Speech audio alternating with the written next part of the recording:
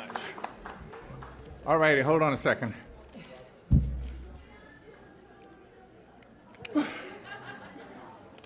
That's for the, the Mr. Freeman. photo banks. Yes. Mr. Freeman, congratulations. Thank you on so your much. band, Orange County TV. So is there, as you look back on an illustrious career, is there a moment, a person, a quote, a role, something that still to this day you look back on and say, that's what made the difference in my career? Well, I've been a number, but yes, in 1986, I won an audition for a movie called Street Smart. I played a pimp. Movie didn't do all that well, but I got a nomination for it. So, and that I have all my life wanted to be in the movies. So when my career started to move along, it started on stage. So I was 20-some years on stage, about 20 of it on the New York stage. So all the time, every time I did a play, my friends would say, yeah, this is one that's going to take you to the coast. But it wasn't until 1987 when Street Smart came out that I got to the coast. So that would have been the catalyst for me. That's the one big boost. Morgan? Yeah. Over here. Congratulations. There you are. Hi, Jim. Do you really feel as an actor that you've never worked a day in your life? As an actor, no. No. Acting I've never considered it, felt like I was working.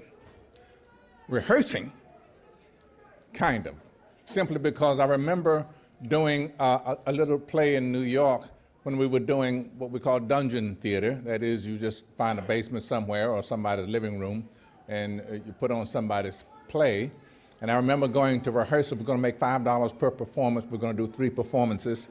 And going to rehearsal in a snowstorm. Work. Yes, sir. Mr. Freeman, yes, sir. Yes, ma'am. Mr. Freeman, I don't know if you heard Octavia Spencer's remarks. Mr. Freeman, Octavia Spencer was just back here and very eloquent about the importance of movies like The Help in educating younger generations about the civil rights era and just elements of our history that, as she said, are painful at times to revisit.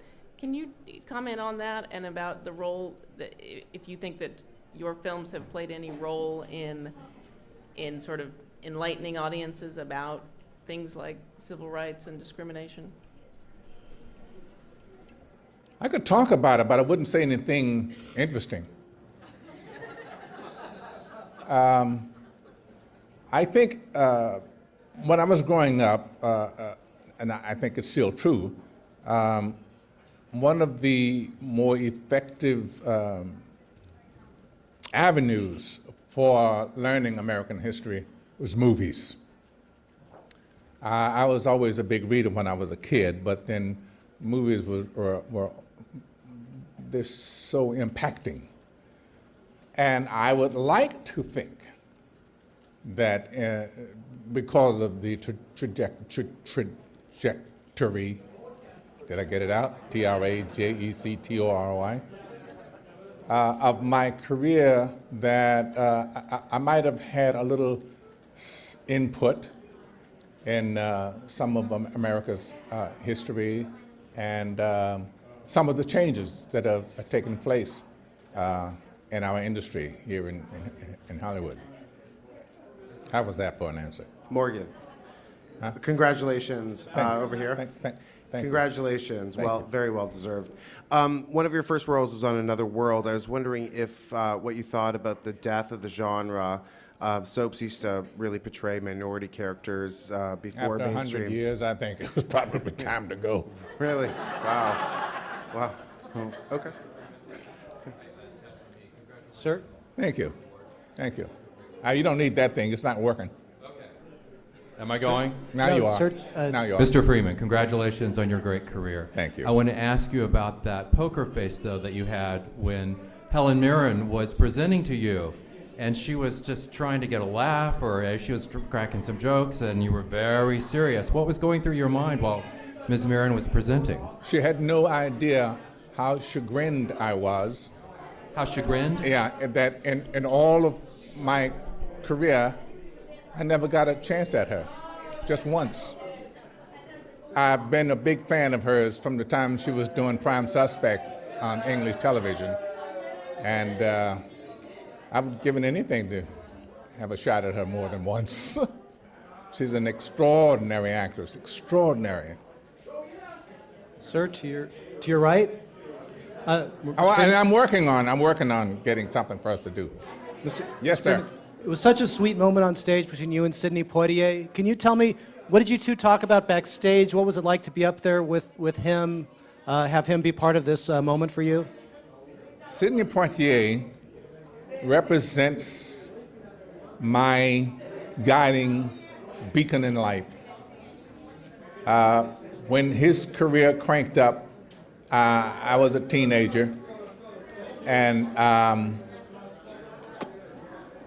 felt certain, seeing him, that there would be room for me.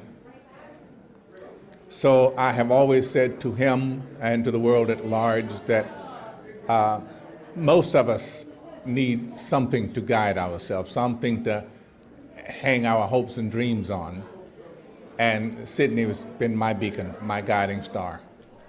I always tell him that. I always make him understand that that's undying. And I am so honored that he thinks of me as a friend.